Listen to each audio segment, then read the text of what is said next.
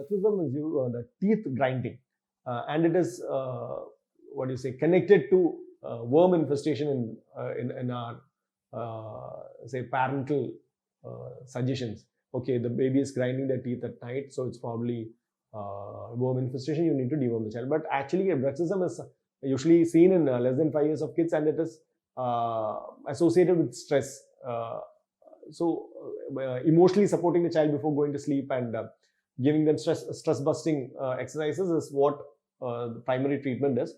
And the problem with bruxism is that if it is happening continuously, it can cause pain in the temporomandibular joint here and can cause problems with dental occlusion and the muscular pain and problems like that.